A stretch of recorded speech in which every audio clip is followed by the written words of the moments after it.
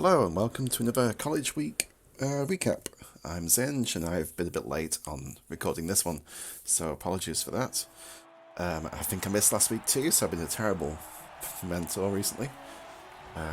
Horribly busy. But finally here with this one, with Gucci's Wood Elves against a Chaos Dwarf team. So, a bit out of practice on this. Let's see what's going on. So I think we have both wardancers now, that's nice. Very nice, a guard, lineman, catcher, a kicker. The team's doing pretty well. We're on 2 rerolls. Not a leader, is it? No. So, did we choose to defend? Yes, very nice. Okay, so what's the setup like?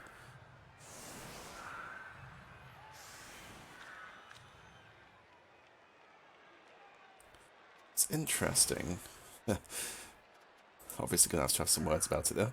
So, definitely want to protect the war dancers. Definitely want the kicker somewhere in the middle so they can use kick. I'm not so sure about this. It's interesting. Maybe if the guard was here, the other way around, maybe that would be interesting. Or this. So with a asymmetrical defense like this, what I would actually do is have this lineman here or here, and these another column here with these two. Probably the guard at the back in that case. But otherwise looking fine. That's just a personal preference thing. We'll see if this actually tempts them into basing or blitzing here. Like perhaps they'd be tempted to base a dwarf or hobgoblin here and one here and go for the blitz here perhaps. And if they do, maybe that's a good thing. This defense works really well if you can have a treeman here. So hopefully that's the next purchase.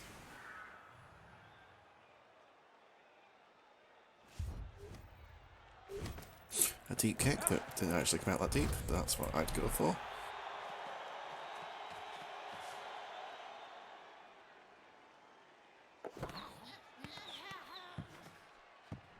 Okay, so let's see how this goes.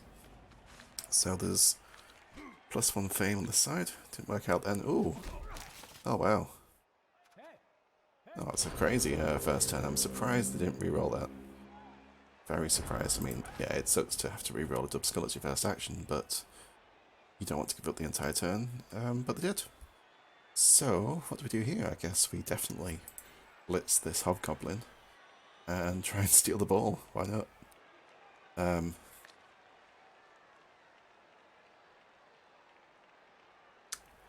wondering if you even consider, like, passing the ball to the backfield here, or even over here, because these dwarves are far too slow to do anything with it. And then it'd be relying on these bulls. And if you could base that bull, that'd make things very difficult for them. I'm not so sure about giving a Chaos Dwarf blocker a free hit here, because they'll definitely take it. I mean, yes, it sort of locks down their players a bit. I'm guessing perhaps that's so you can come in for the blitz from here, but it's not too necessary. You can have a assist here or here and blitz from there. Get your players through. It'd be nice to be able to then flood this section with your players instead to screen off the ball from their team. Similarly, running these players around here, it's a good thing to do, but I think I would have separated these a bit, because they're probably going to get based up by dwarves, and I'd possibly even think about cutting this corner with the catcher, to try and get some distance into the backfield. Still, it's all quite minor. Oh, we're going for the dwarf. Okay. That explains the basing. So personally, I think I would have took the hobgoblin out, because you can run through here, but then you're running through tackle, so I don't really like it. Whereas if you do get a knockdown on this hobgoblin, you're basically free to get right into the ball there.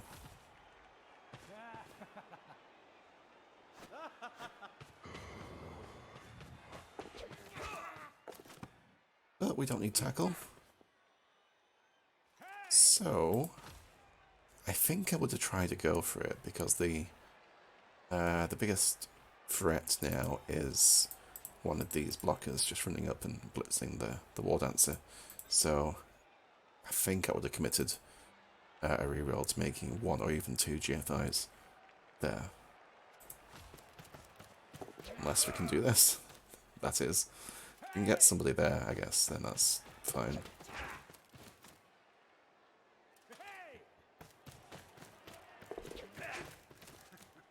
Well, that's very nice.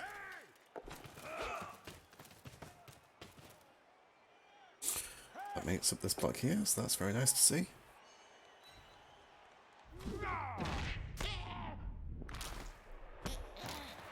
It's quite an incredible start. Can't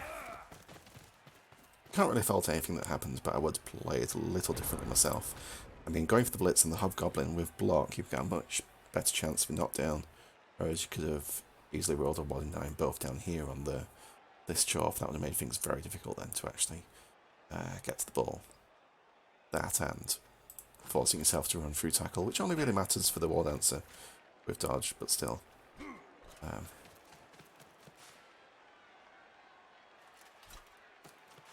I very much liked basing this bull centaur over here, because now he's going to have to use this one to blitz the ball.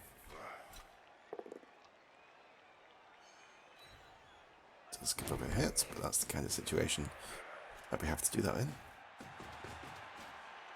He's made a bit of a mistake here. He should have blitzed from here to push you into here, so even if he doesn't get a knockdown, you're sort of trapped in there a bit. But he gets the power. Even by, oh dear, by not putting you there, means the ball goes somewhere that you can probably recover it. Was there a permanent injury on the wardancer there?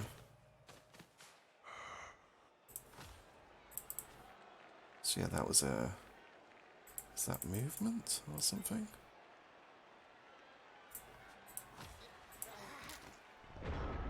So that's a shame, but we don't have the apple still, do we? No, this was mentioned. So hopefully that'll teach you to take an apple. Now that we're so close, I think I would just run that in. Would I? Yes. I think I would have actually run the ball in there. Because I expect most of these dodges to fail. That was nice there. And not give up the lots of free hits. I mean, stalling is usually a better idea, and I usually get caught out by not doing it. So, make of that what you will. But this is pretty safe now, it's quite nice. Okay, that worked out very, very well. No one's trusted all those dodges to work. That's a lovely position to be in.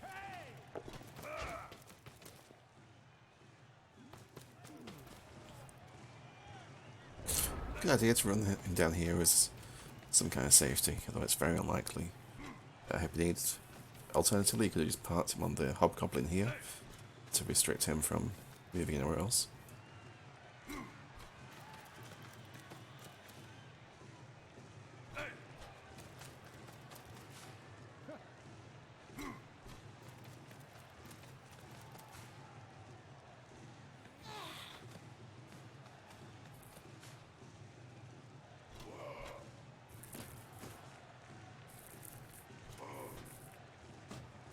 So this is about the best he can do.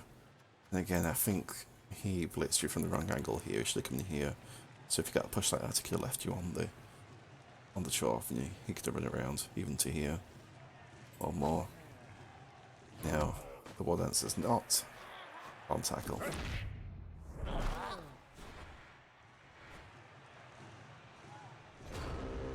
Okay.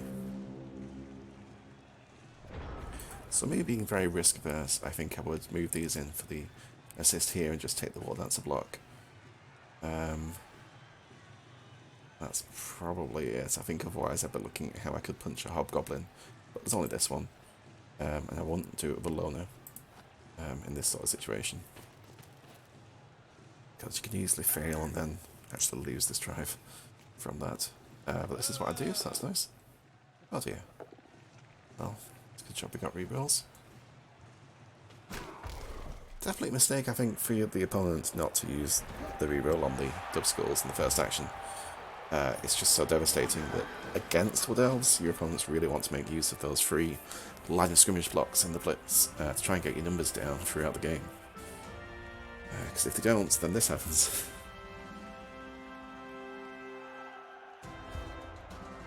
So that was nice. That's exactly how I would have taken that turn, so I don't know if that's my influence or just it was the sensible thing to do. So, same setup again. I'm assuming he's got all these dwarves here in case you got a perfect defense or something, but he's realised he needs the assists. He's not lost any players. If he had lost 1 or 2 players, that actually makes his defensive setup even better in case you get something like a blitz. Oh, that's a beautiful kick. Is he going to get it? No, he's not going to get it. So I think I'd now be looking at going very hard on getting my players into this area of the pitch.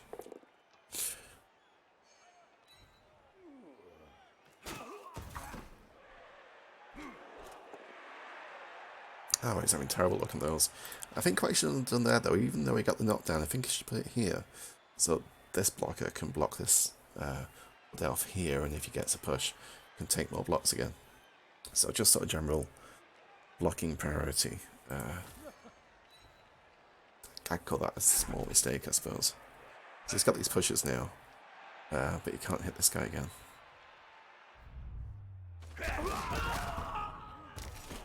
Well, that's solo and gone, that's what they're for.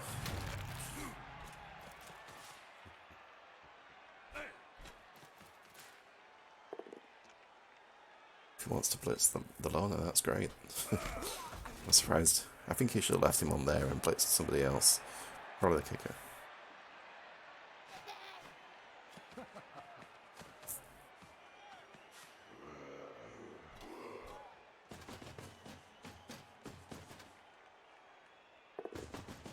So he's looking to defend this, but even so, I think I'd go very hard in on this area here. So that looks like that's the Hobgoblin's bunch for me. Wardancer's in a great spot. I think I'd even leave the Wardancer on the Hobgoblin after this. That's not too many GFIs though, that is. So actually, yeah, I'd put him there.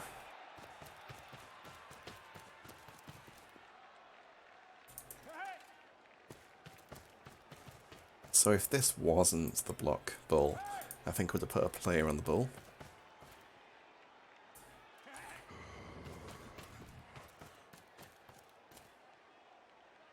Against dwarves, this is fine, but against an actually free team, I'd then be worried about them actually doing some sort of pass and off play to get the ball pretty secure down here and away from your team. Then you could probably catch up as Wood Elves, but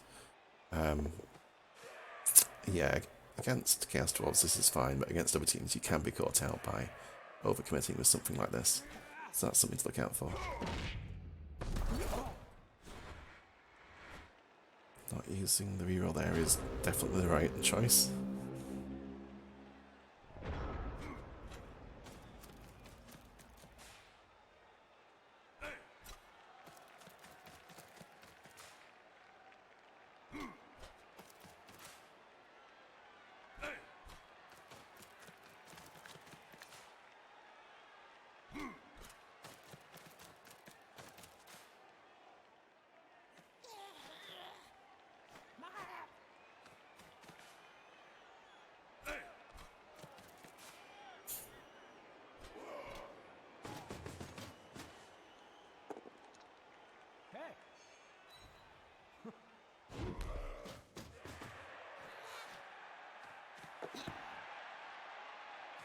So now he's based you so hard he can't really cage this ball up properly.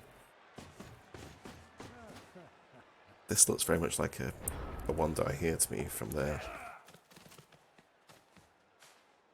Oh, that's nice.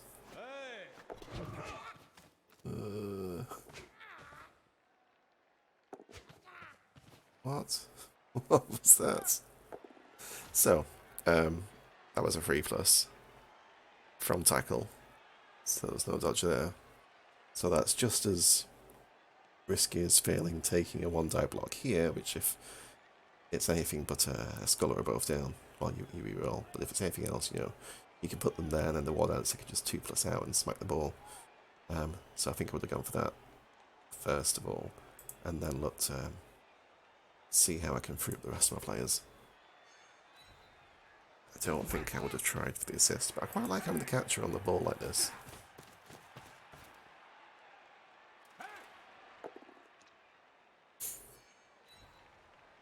I don't really like pushing the tackle onto your dodge. I think I would have put him here.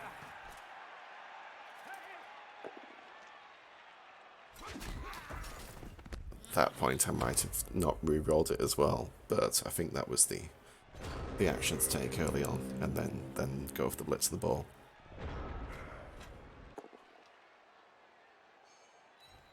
Because even if you only get a push there, you can sort of trap in between your players, make things very difficult.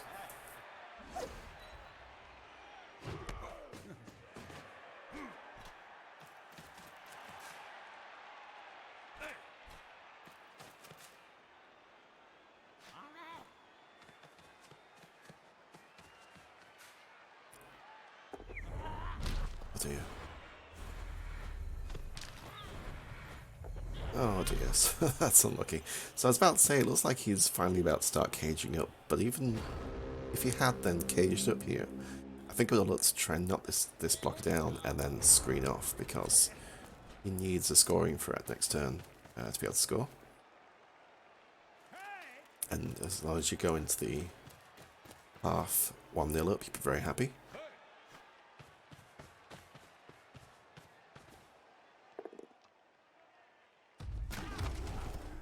That works, I suppose.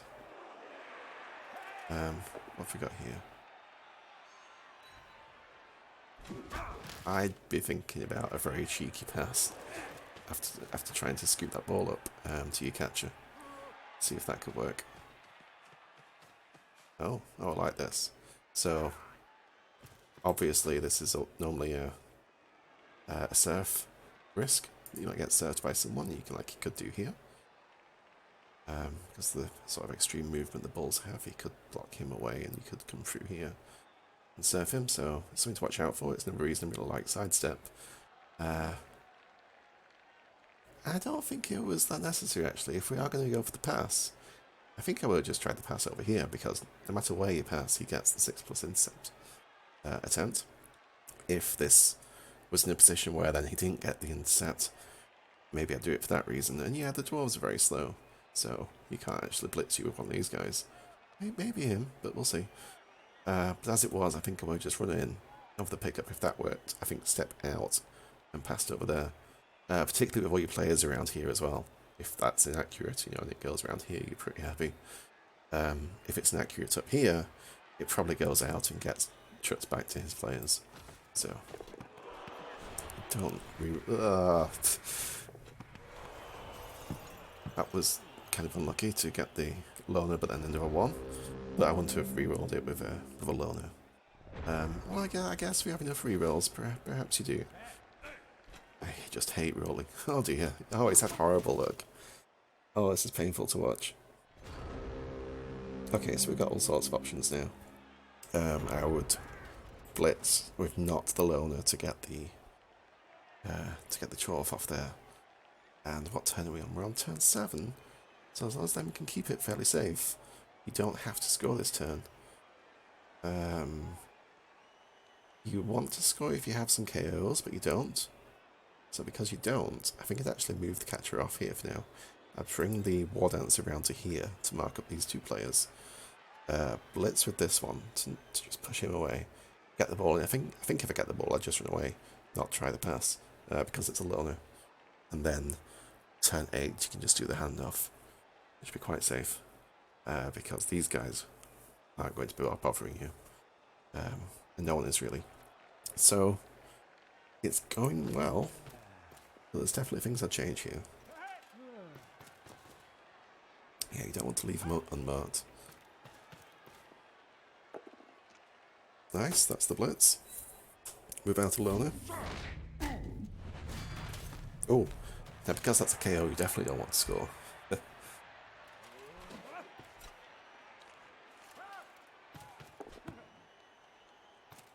Usually the choice for me on scoring is, oh,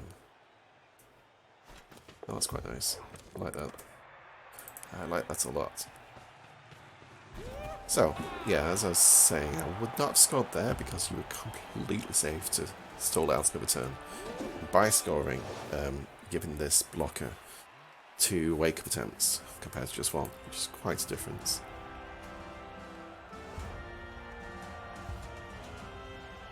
But it's back anyway. Conversely, if you have a whole bunch of elves knocked out, which is usually the case, then I think you do want to score on turn 7 to get the 2 sets of wake-up rolls yourself. I mean, you also don't want to give up all these hits again.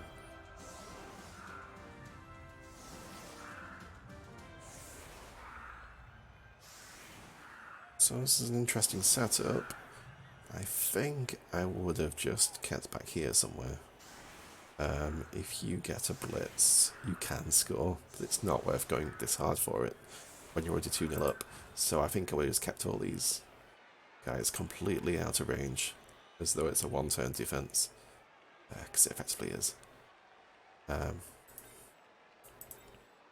I think I might have even then split up the line of scrimmage players, because if he's a bit smarter about the direction of these blocks that he takes, he can maximise the number of blocks that he can get. So if he gets pushes, he can take more blocks.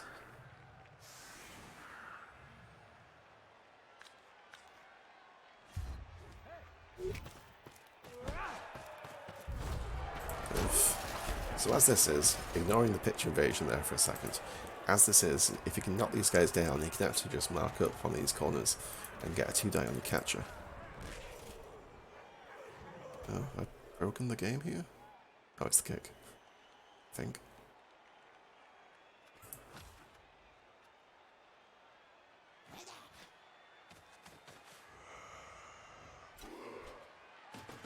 Oh, so some people got knocked down.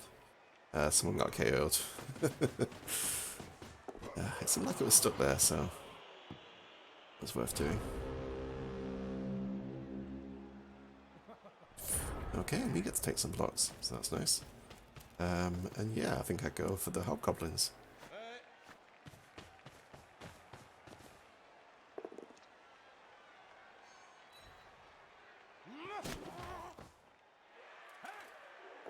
We got this one.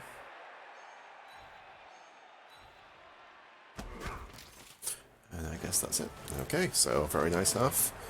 Definitely a few things I would have done differently, a few things I think could be improved, which is good. Well, there'd be no point doing these videos.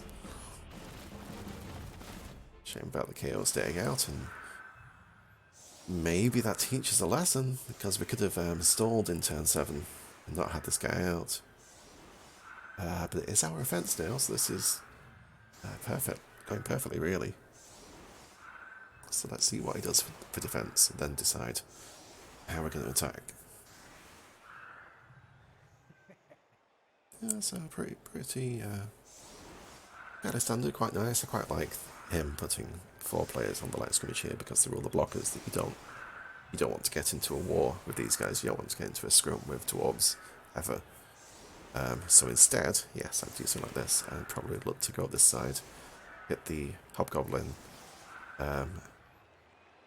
And what I tend to do, as I think I've discussed elsewhere, is a very all-in strategy of getting the ball to the wardancer and caging him up around here somewhere. As part of that, I usually try and make sure all the line of scrimmage players are released based in case he gets a blitz. So probably this player here would be in one of these positions. Probably that one. Just so if he gets a blitz, he can't just rush into here quite as easily, because they'll be locked out. Other than that, the number of players we have left means you kind of have to go this many on the side here. Another player who's knocked out would have been very nice to have. Oh, that's an incredible kick. That's amazing. So we can just disengage all these guys too, hopefully. Yes. Okay. So this is very nice. Right, so I think that's just a very easy cage. So what's the movement we've got? You actually want to ideally cage up around where he is, or maybe here, maybe end up with the wardancer there if we can get a knockdown. So I think I'll actually move the catcher in first because he's got the most movement. Then blitz with the wardancer. And probably just leave him on the sideline, and then you can just screen him off completely. But this is fine too.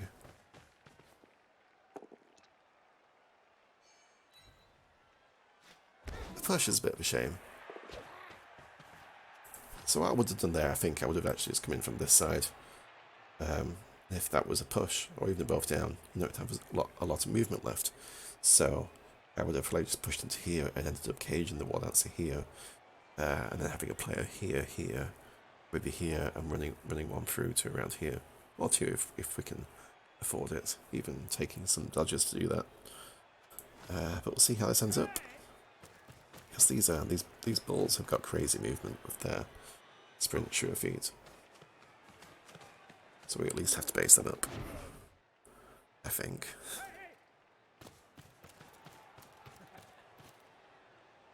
But that's quite nice, dropping the hobgoblin there.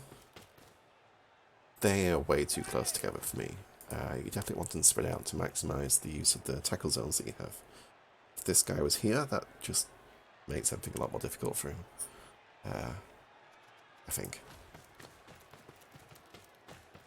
Oh, he can go there. I suppose that's okay. But I still think there's too many here, so let's look at this bull, shall we? He can go 1, 2, 3, 4, 5, 6. GFI, GFI, GFI. So this is basically a potato now. Yes, he doesn't have block or anything else to make this easy.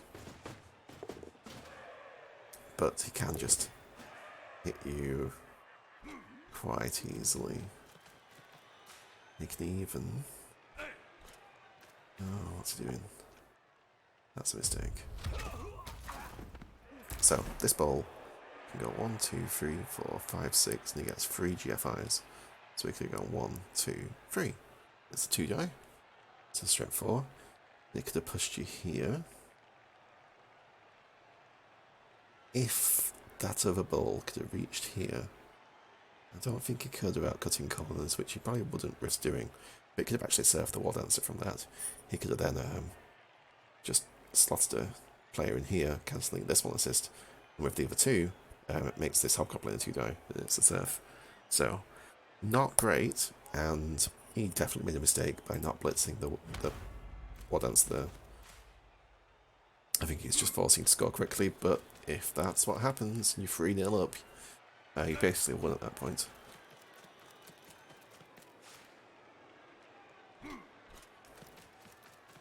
It's definitely something to work on then, this 2-turn offense. It's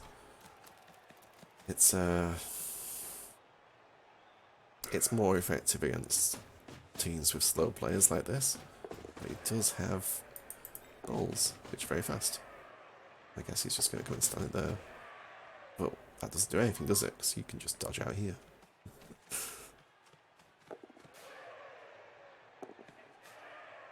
Oh, now you get to punch a hobgoblin on your way past too. Suppose. Okay, that's a bit better. That's smart. Taking the red die.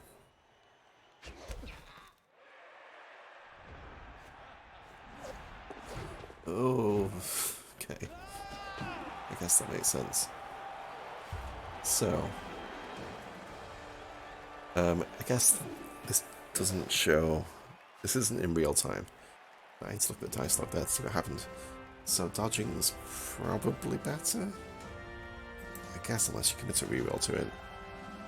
I can't decide if dodging through the tackle zones is a better idea than the leap. I suppose if you're 100% committed going to put the reroll towards it, you might as well just do the leap straight off, because that's as likely to fail as the first dodges. So let's look at those dodges. Yeah, so actually that first dodge was a 1, reroll into a success. At that point, you've used dodge, and you have another 3+ dodge to make. So at that point, you definitely leap out. Because if the leaps are 3+, the dodges are 3+, but if the leap works, you've no more extra dodges to make, which is this one. So there's definitely something to be done there as well. Which I think is why I was saying I'd actually just leap straight away and then just lead the dodge. Yeah, I don't think I would have taken anything else, although it's a very scary position to be in. You could have thought about serving that hobgoblin, but I don't think I would have taken it too.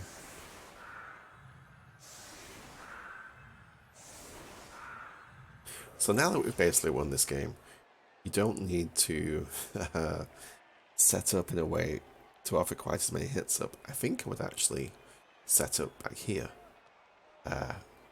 making him go for it if he's going to use a blocker to hit you, or otherwise it probably means that a bull comes and hits you, but if he does, then you probably just get to come and punch the bull back in the face, or some hobgoblins. At this point, when you're 3-0 up, I think it's actually a game of damage control and trying to reduce how much damage and injuries you take for your future matches compared to going to score. That said, scoring is fun. Scoring is why we play with elves. Oh, it's more asymmetrical now. I like this. I think I might have touched that catcher in here just because it can easily knock these guys down and still get a 2-die on the catcher with tackle very easily. Because he's quite happy to base you up compared to the other way around. Yeah. It's a nice deep kick. Thanks to the kick skill. He's probably been a quiet MVP this game. Almost thought it was another double skull then. Looks like he's taking the blocks a bit better this time. So if he blocks this way, that's what he should do. Yeah, he can get more blocks if he needs them. Did the other KO come back? He did. That's good.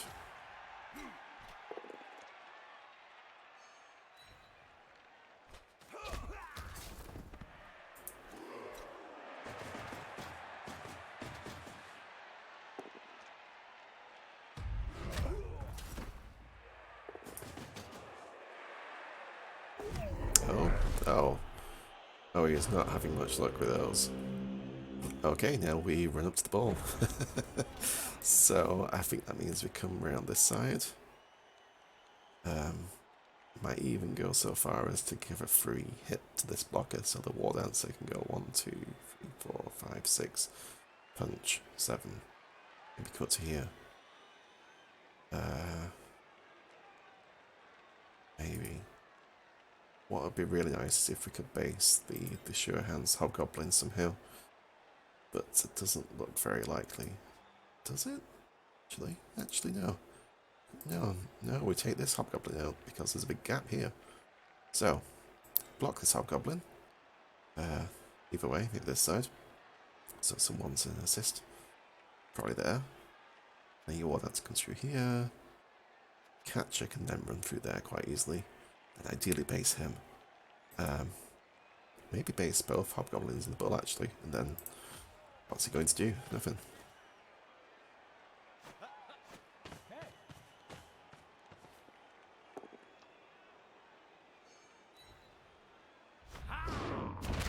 Nice.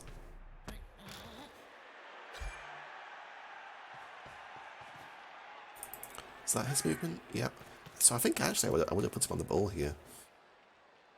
In the same theme of marking these guys up. Oh, you can put somebody else there. Yeah, I think I would have put the wardancer on him and this catcher would have gone 1, 2, 3, 4, 5, 6, 7. If I counted this properly, I think I would have then used it to cut that corner. Get him to there, have a go for it.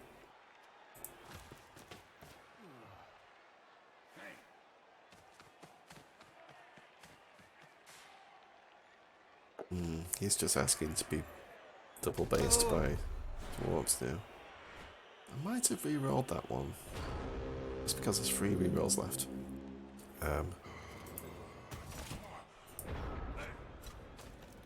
Still, I want to come around this way because these dwarves are just going to run to either side of him and force a 3+ from tackle.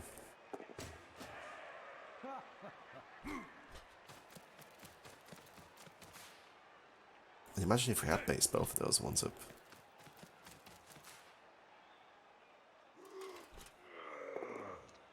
So it's not having much luck with tackle either. You are being very lucky that you're just making all these dodges.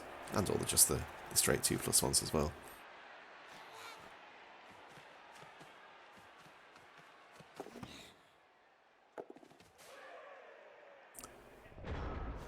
So that's... You definitely wanted to go there to avoid getting blitzed easily. But what now? There's finally a failed dodge for that one. I definitely would reroll.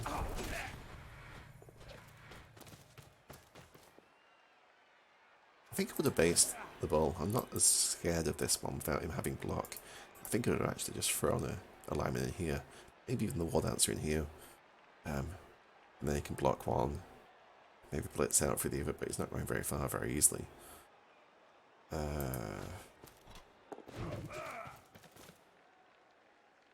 Is this the blitz?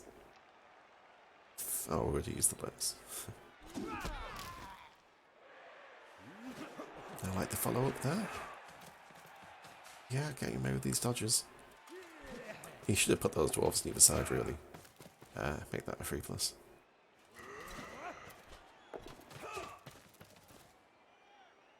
Fear opponent, this must be super frustrating. I think I would have left him on that one, actually. Maybe... Oh, so this is very nice. This is nice. I think it's basically forced him to come here.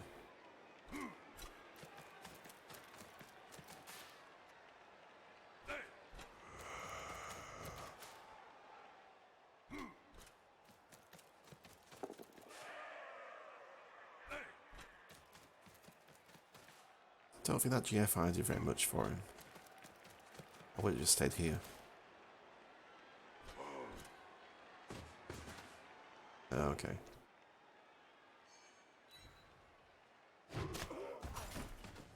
It's just starting to feel like he's giving up on the ball at this point. Unless that's his scoring threat, perhaps. I guess it is.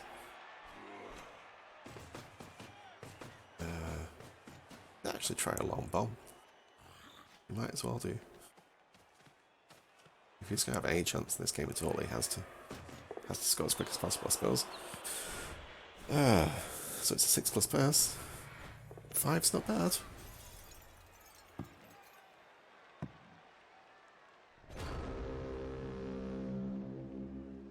So that was the right thing to do, and I am also very guilty of not leaving a safety in my own half when I go very hard on the ball. But it is something to try and remember and try to do. Just having one player anywhere deep in your own half can make all sorts of difference.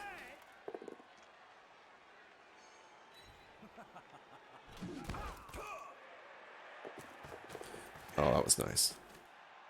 I think I'm off the ball too. That's ridiculous. So he can't throw the ball because he blitzed, but just to get that ball, that was crazy.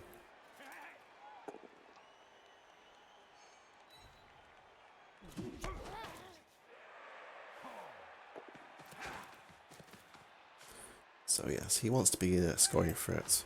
However, I'd want him out of an easy tackle range, so I would have made him another tile over because this dwarf can just move 4 and base him. But if he's here, he has to make a go for it, so he may not do it straight away, which means he may not do it at all because he might suffer a turnover before he gets around to doing that. Basing that ball is very important, so yeah, this happens.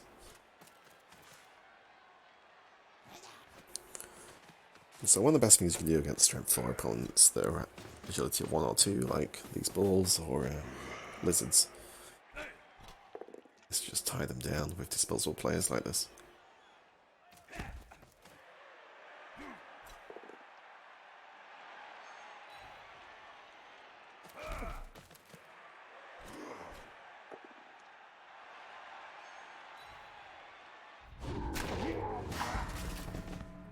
So he did his job very nicely.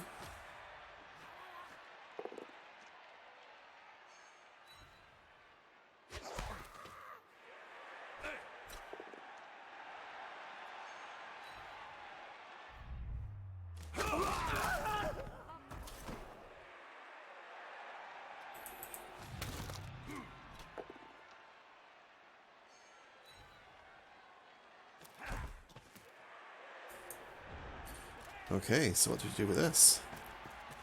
It either goes to the wardancer or the catcher, I think. Can't quite tell what's going to happen here, but anyway,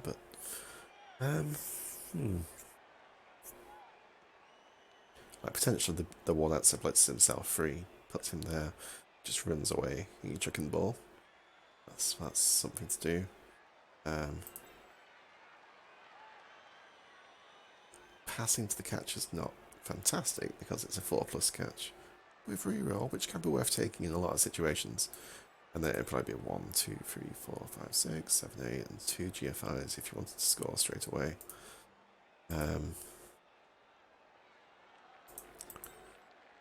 Another reason I really like sidestep is I think if I'd gone for that, I'd just actually leave him here and force him to blitz you to sidestep onto the end zone. Something cheeky like that, perhaps. Doing it this way around's nice, actually. Maybe that's a lot better. That worked out lovely. So at this point, I think I'd just run here. Yes. So, that is nice. Possibly even I'd leave the wardancer there instead of here, so that if he does try the dodge blitz, which he should do, I mean it's only a 4+, it's got rerolls, so a better opponent should take that. Instead, if you leave him here, it actually makes it a dodge into a tackle zone, no matter what, so it becomes a 5+.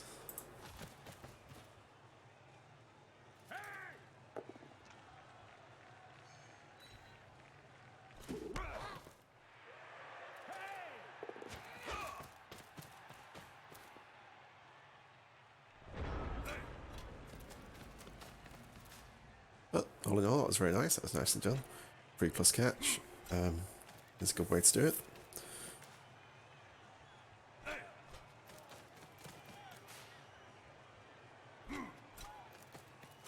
Perhaps early in the match he should have blitzed the wardancer in this sort of situation. But now it's 3-0. There is no way he's drawing this game at this point. So actually he probably just tries to kill as many elves as possible. Which isn't really working out other than that very unfortunate wardancer casualty at the start.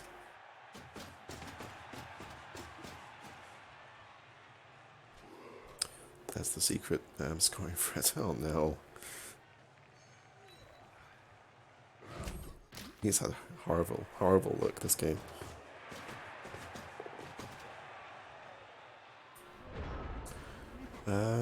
I don't think there's anything to do but to score here. Yeah, so actually I want to stop these players up, because if you fail that dodge, they're getting knocked down anyway, taking another armor and injury roll, so actually I would have just left them on the floor.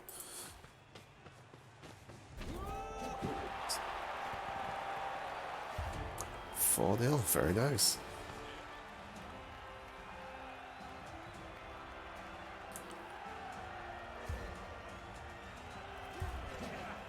KO's back is very nice. So now you get one more turn. Now I think you actually definitely just set up down here. There's no point going for the making sure you get your blitz in, or even if you do want to get your blitz in, you could set up around here, and if he pushes forwards to try and get you, you can hit someone. Okay, so so we can score again. Okay, I guess we hit this hobgoblin and try and get as close to the ball as possible. Can we even get under it? 1, 2, 3, 4, 5, 6, 7, 8. GFI. No. We could base that one. So I think I'd do that. I think I'd put someone here, come from this side, and then try and get to there if I can.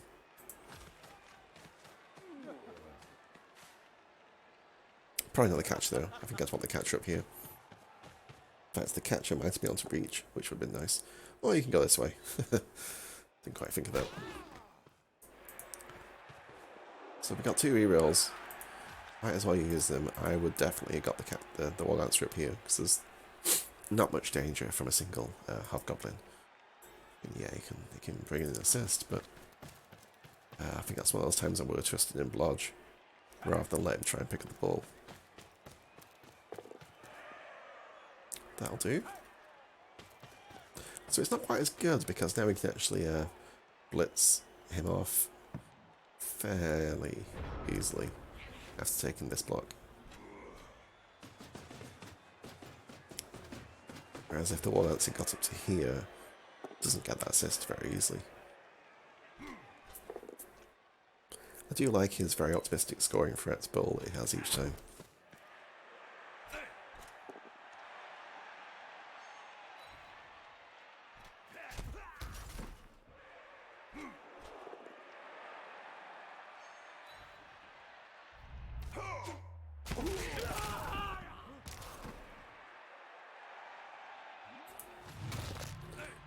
There's another loader for next game, which is fine.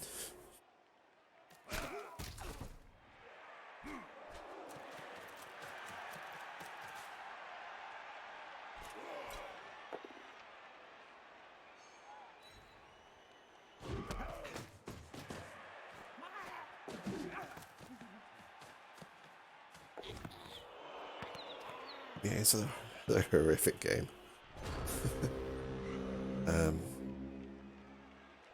So this is really about who do you want the SPP on if this works out of the wardancer, which you might do because at 16 he gets 2 levels, or the catcher, so maybe not, seeing as he's only on 6.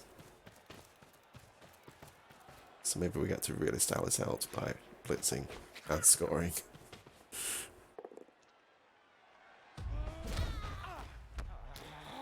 That's a shame, that makes it GFI. But no problem. Well, what a result.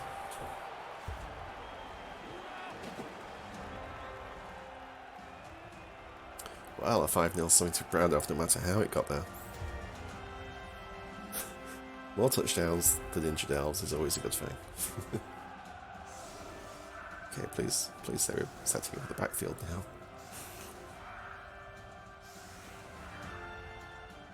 So I think I'd even split these up, just it somewhat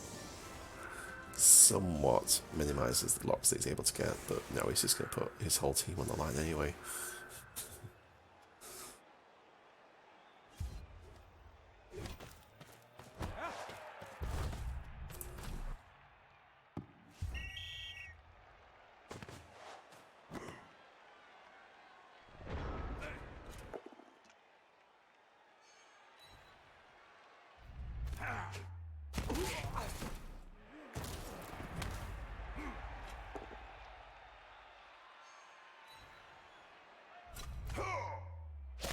So he's taking these blocks better. I can put him there. Doesn't need to. Yeah, something like a 75% chance to knock down with block R2 die.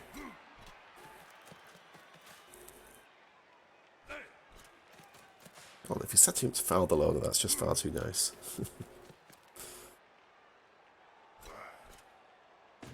With the ball carrier. That's quite nice. I think he should have tried the pass actually. He might as well try for the 1 SPP. Compared to the no difference toll that fouling a loader makes. He had a terrible game. Still, everything worked out. It could have gone very differently. I think there was quite a lot of turns where there could have been a whole bunch of failed dodges, which would have been pretty disastrous. But it worked out. So try not to take too much away from that then. It is easy to just win easily and not learn anything because everything worked. But I'd be very wary about I guess the dodges was the main thing for me. There was the dodge through tackle into a tackle zone when we could elite. That was a major one. And a couple of others where we were dodging through tackle zones and it just worked out. Which is something I'd look at. Him only having first line blocks is quite low actually. So that's quite good.